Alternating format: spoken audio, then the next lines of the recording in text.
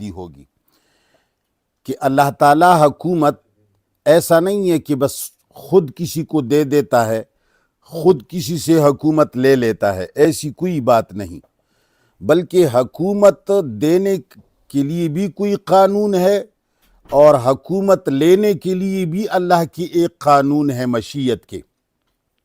جو لوگ اللہ کے اس قانون پر عمل کرتا ہے تو اس کو حکومت مل جاتی ہے، اور جو لوگ اللہ تعالیٰ کے اس قانون پر عمل نہیں کرتا، اس کے خلاف کرتا ہے، اس سے حکومت چھین جاتی ہے۔ تو اس قانونی مشیت پر اللہ تعالیٰ ایک آیت بطور دلیل مزید پیش فرماتے ہیں۔ اللہ فرماتے ہیں تولج اللیل فی النہار، تو داخل کرتا ہے رات کو دن کے اندر، وتولج النہار، اور تو داخل کرتا ہے دن کو فی اللیل، رات کے اندر۔ اس کا معنی کیا ہوگا؟ یعنی اے میرے اللہ، تو اپنے مقرر کردہ قانونی مشیت کے مطابق رات کو دن میں داخل کرتا ہے اور دن کو رات میں داخل کرتا ہے، یعنی یہ اس کی قانونی مشیت ہے۔ کہیں پر رات لمبی، کہیں پر رات چھوٹی،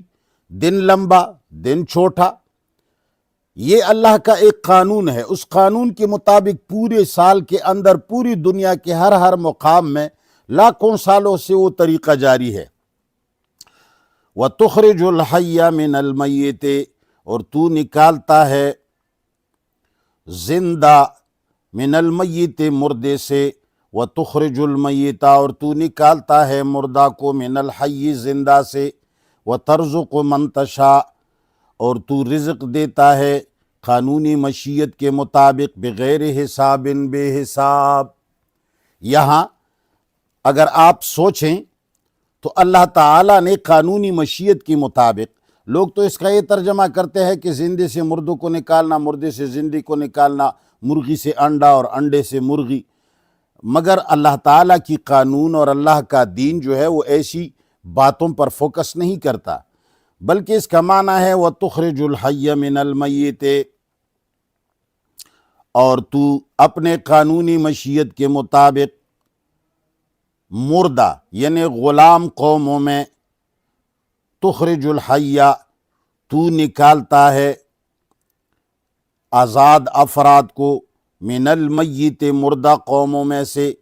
غلام قوم میں سے آپ ایک ایسے آدمی کو نکالتے ہیں جو زندہ افراد ہوتے ہیں، آزاد افراد ہوتے، پوری قوم غلامی کو قبول کرتی ہے، مگر ایک فرد اللہ تعالیٰ یا دو فرد ایسے پیدا فرماتا ہے جو غلامی کی زندگی کے اندر لوگوں کو آزادی کی لہریں سناتا ہے۔ لہٰذا غلام قوموں میں آزاد افراد کی پیدائش۔ وَتُخْرِجُ الْمَيِّتَ مِنَ الْحَيِّ،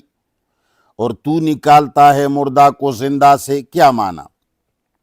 یعنی تو آزاد قوموں میں سے غلام افراد کو نکالتا ہے، قوم آزاد ہوتی ہے، جس طرح پختون کی قوم ایک آزاد قوم تھی، اس میں غلام پیدا ہو گئے جو اب غلامی کی زندگی بسر کرتے ہیں۔ اللہ فرماتے ہیں وَتَرْزُقُ مَن تَشَاءُ،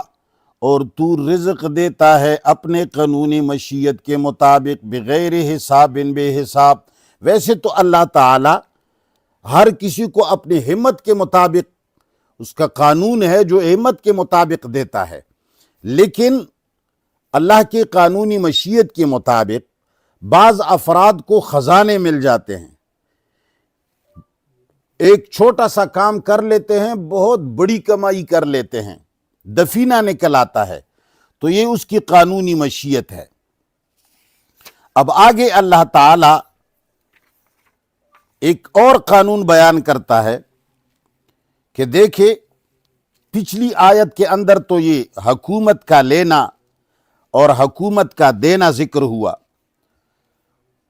کہ حکومت ضائع کیسی ہوتی ہے اور حکومت ملتی کیسی ہے، تو لہٰذا اقوام کی قومی زندگی اور موت کے قوانینی مشیت کی وضاحت کے بعد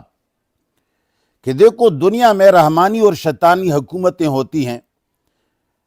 اللہ کے قوانینی مشیت کے مطابق قائم ہو جاتی ہیں، رحمانی حکومتیں بھی اور شیطانی حکومتیں بھی۔ اللہ کے قانونی میں ایک قانون ہے، اس پر جو بھی عمل کرے گا اس کو وہ ملے گا۔ اب آگے آیت کے اندر پہلی قسم کی وہ حکومت جو اللہ تعالی کے تقسیم رزق پر ایمان رکھتے ہوں اور امن کے بھی علمبردار ہوں، جو سارے انسانوں اور سارے عوام کو برابر سرابر تقسیم کے بھی قائل ہوں اور امن عالم کے بھی علمبردار ہوں، یہ الہی حکومت ہوگی۔ دوسری قسم کی وہ شیطانی حکومت جو اللہ تعالیٰ کے تقسیم رزق کے منکر ہوں اور فساد کے علمبردار ہوں، اگرچہ وہ زبان پر امن امن کے نعرے تو لگاتے ہیں، مگر وہ تقسیم